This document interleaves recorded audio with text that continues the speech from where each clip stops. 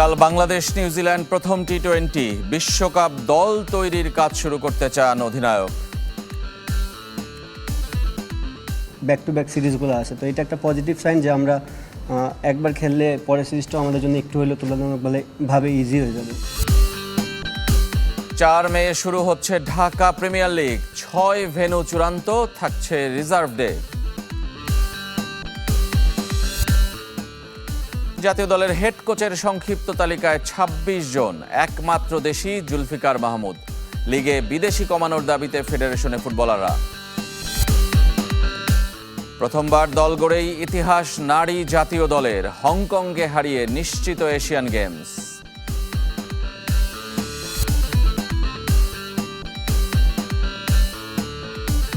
সবাইকে আমন্ত্রণ প্রোসেনসিটিভ white plus toothpaste sports 24-এ। এতক্ষণ শিরোনাম শুনছিলেন, আপনাদের সাথে আছি রেজওয়ানুজ্জামান। বাংলাদেশ নিউজিল্যান্ড টি-20 সিরিজের খবর জানাবো। কাল চট্টগ্রামে প্রথম ম্যাচ। এই ফরম্যাটে আক্রমণাত্মক মানসিকতা নিয়ে খেলার কথা জানিয়েছেন টাইগার অধিনায়ক লিটন দাস। আর জমজমাট সিরিজের প্রত্যাশা কিউই অধিনায়ক টম ল্যাথামের। বীরশ্রেষ্ঠ মতিউর রহমান স্টেডিয়ামে ম্যাচ শুরু হবে দুপুর 2টায়। চাপে পড়েও ওয়ানডে সিরিজের ট্রফিটা নিজেদের করে নিয়েছে বাংলাদেশ। এবার টি-20-র পালা। হাসি মুখ ধরে রাখতে পারবেন তো লিটন দাস, নাকি টম ল্যাথাম নেবেন ওডিআই সিরিজের প্রতিশোধ? ফরম্যাট আলাদা হলেও সাফল্য আত্মবিশ্বাস বাড়িয়েছে। শরীরী ভাষায় দেখা মিলল তার প্রতিফলন। লিটন দাসের দল নতুন উদ্যমে মাঠে নামছে বছরের প্রথম ম্যাচ খেলতে। একটা ভালো দিক যে এই বছরে যে 9টা ওয়ানডে টি-20 হবে, তিনটাই ভালো টিমের সাথে এবং ব্যাক টু ব্যাক সিরিজগুলো আছে, তো এটা একটা পজিটিভ সাইন যে আমরা একবার খেললে পরের সিরিজটাও আমাদের জন্য একটু হলেও তুলনামূলকভাবে ইজি হয়ে যাবে। লম্বা সময় পরে বিশ্বকাপ, তাই ঘরের মাঠে কিছু পরীক্ষা নিরীক্ষার সুযোগ নিতে চায় বাংলাদেশ। সেরা 3 বোলার মোস্তাফিজ, তাসকিন ও রানাকে রেখেছে বিশ্রামে। শেষ ম্যাচ থেকে একাদশে পরিবর্তন আসবে একাধিক। তানজিম, সাকিব, শরীফুলের সাথে পেসে থাকবেন সাকলাইন, রিপন ও সাইফুদ্দিনের যে কোনো একজন। স্পিনারদের নিয়েও মধুর সমস্যা। রিশাদ হোসেনের সঙ্গী হতে নাসুম আহমেদের চেয়ে এগিয়ে শেখ মেহেদী। মোস্তাফিজ তো মোস্তাফিজই, তার জায়গায় গ্যাপ পূরণ করাটা খুবই difficult. But at the same time আপনাকে এটা মনে রাখতে হবে যে যেদিন মোস্তাফিজ খেলবে না, সামহাও কোনো কারণে ইনজুর্ড হয়ে গেলে কোনো না কোনো প্লেয়ারকে তো খেলতে হবে। তো ওই চেষ্টাটা করেই আমরা কিন্তু এই টিমটা তৈরি করার চেষ্টা করতেছি। মিডল অর্ডারেই খেলবেন পারভেজ ইমন, সাইফ হাসান ও শামীম পাটোয়ারির বাজে ফর্ম নিয়ে চিন্তিত নন অধিনায়ক। বোলারদের ব্যাটিং সক্ষমতায় আশাবাদী তিনি। নিউজিল্যান্ডের জয় পরাজয় নিয়ে অত চাপ নেই, তাদের পুরো দলটাই আছে এক্সপেরিমেন্টে। টি-20 বিশ্বকাপের ফাইনাল খেলা কোনো ক্রিকেটার নেই বাংলাদেশ সফরে, তবে অভিজ্ঞ Tom Latham, Ish Sodhi, Ben সিয়ার্সরা গড়ে দিতে পারেন ব্যবধান। দলে অভিজ্ঞ ক্রিকেটারও আছেন, বেশ কয়েকজন অনেক দিন ধরে ঘরোয়া ম্যাচ খেলেছেন। তারা এমন সুযোগের অপেক্ষায় ছিলেন। এ ফরম্যাটে যে কোনো কিছুই হতে পারে। আমরা সিরিজে ভালো করতে চাই। উইকেট ভালোই জেনে গেছে দুই দল। দুপুরে খেলা শুরু হবে বলে গরমের চ্যালেঞ্জটা থাকবে একই। ইকরাম হুসাইন, চ্যানেল 24, চট্টগ্রাম। পরিসংখ্যান অনেকটা পিছিয়ে থেকে বছরের প্রথম টি-20 খেলতে নামবে বাংলাদেশ। তবে ঘরের মাঠে সমানে সমান লড়াই করেছে, যদিও সেটা মিরপুরের অভিজ্ঞতায়। প্রথমবার দু দলের দেখা হচ্ছে চট্টগ্রামে। 146 দিন পর টি-20 ক্রিকেটে ফিরছে বাংলাদেশ। মাঝে কত কিছু ঘটে গেছে। বিশ্বকাপ না খেলার সিদ্ধান্ত নিয়ে কত নাটকীয়তা, আলোচনা সমালোচনা কিছুই বাদ যায়নি। তার জের বয়ে বেড়াতে হচ্ছে দেশের ক্রিকেটকে। তবে সামনে এগিয়ে যেতে চান অধিনায়ক লিটন দাস। নতুন শুরু করতে চান পরের বিশ্বকাপের জন্য। পরের বিশ্ব আসর অস্ট্রেলিয়া, নিউজিল্যান্ডে। সেই নিউজিল্যান্ডের সাথেই নতুন বছরের প্রথম ম্যাচ টাইগারদের, যাদের সাথে অতীত ইতিহাস মোটেই সুখকর নয়। 20 ম্যাচ খেলে মাত্র 4টিতে জিতেছে টাইগাররা, হেরেছে 15টিতে। তবে ঘরের মাঠের ইতিহাস সমানে সমান। 6 ম্যাচে জয় আর পরাজয় সংখ্যায়। সবগুলো জয়ই অবশ্য মিরপুরে। চট্টগ্রামে যে এই ফরম্যাটে প্রথম ম্যাচ খেলার অপেক্ষায় দুদল। ম্যাচের পরিসংখ্যানই বলছে সিরিজেও আধিপত্য ব্ল্যাক ক্যাপদের। 6 সিরিজের 4টিতেই হেরেছে বাংলাদেশ। যে একটিতে জয় ও ড্র, সে দুটি সবশেষ দেখায়। দুই দলেই অনেক নতুন মুখ, তাই ব্যাটারদের সেরা 5-এর কেউই নেই এবার। বাংলাদেশের একজনই আছেন তালিকায়, মাহমুদুল্লাহ। 306 রান করে সবার উপরে তিনি। 20 ম্যাচের 14টিতেই ছিলেন। বোলিংয়ে দু দলের একজন করে এবারও আছেন। ইটস সোধির সাথে শরীফুল ইসলাম। দলকে এগিয়ে নেওয়ার লক্ষ্য তো আছেই, সঙ্গে সিরিজ পরিসংখ্যানে ব্যক্তিগত পারফরমেন্সে উন্নতির সুযোগ। শফিউদ্দিন শাওন, চ্যানেল 24।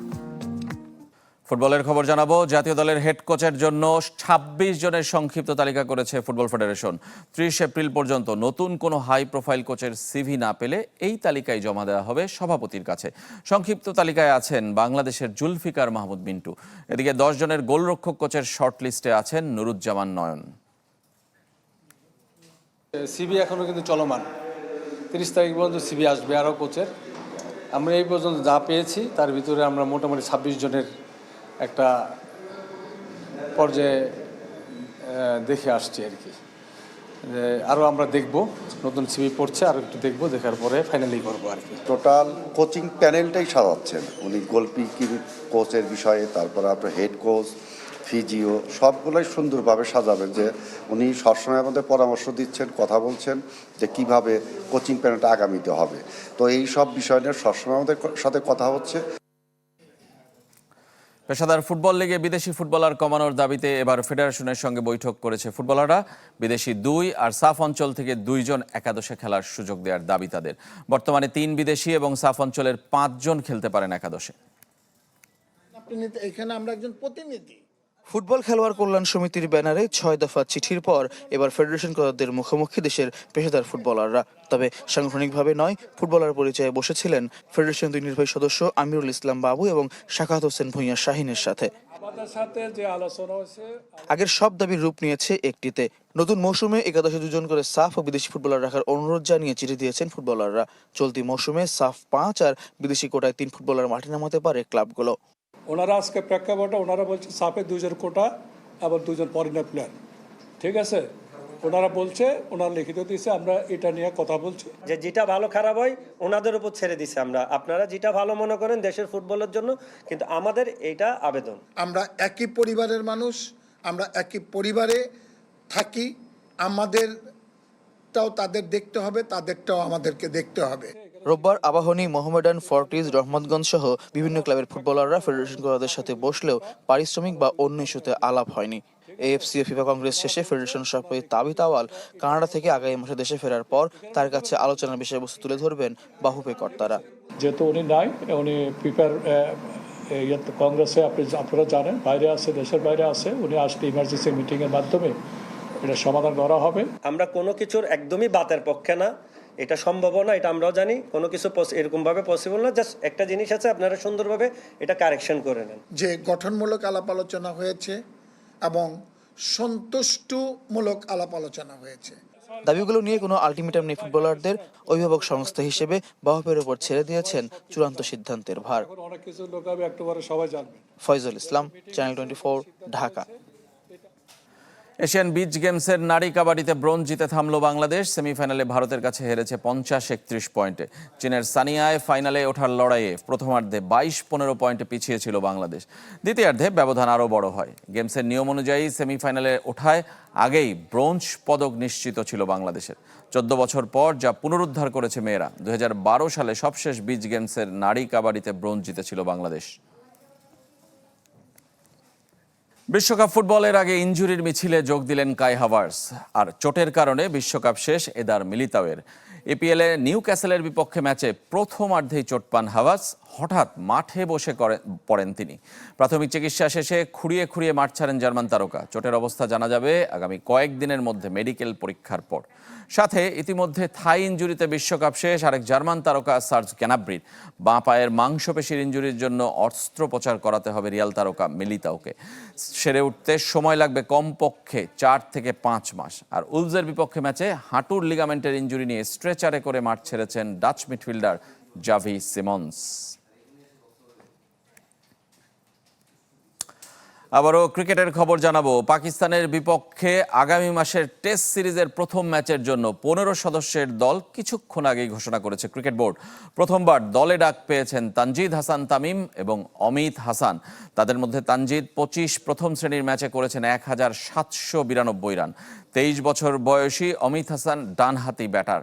তার উপরও আস্থা রেখেছেন নির্বাচকরা। দলে ফিরেছেন তাসকিন আহমেদ, শরীফুল ইসলাম এবং নাইম হাসান। তাদের মধ্যে নাইম ফিরেছেন প্রায় 1 বছর পর। নাজমুল শান্তর অধিনায়কত্বে সহকারী হিসেবে থাকছেন মেহেদী হাসান মিরাজ। 8 মে মিরপুরে শুরু হবে প্রথম টেস্ট।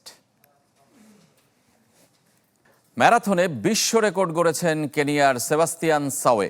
প্রথমবার 2 ঘন্টার নিচে শেষ করলেন ম্যারাথন। লন্ডন ম্যারাথন জিতেছেন 1 ঘন্টা 59 মিনিট 30 সেকেন্ডে, যা কিনা নতুন বিশ্ব রেকর্ডও বটে। রূপকথার দেয়াল ভেঙে দিয়েছেন 29 বছর বয়সী এই অ্যাথলেট।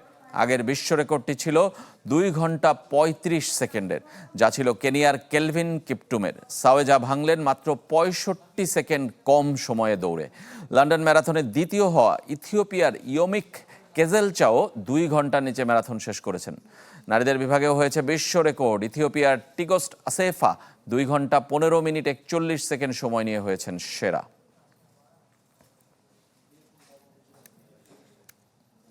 এই ছিল pro sensitive white plus toothpaste sports 24 এর এখনকার আয়োজনে। ধন্যবাদ সবাইকে সঙ্গে থাকার জন্য।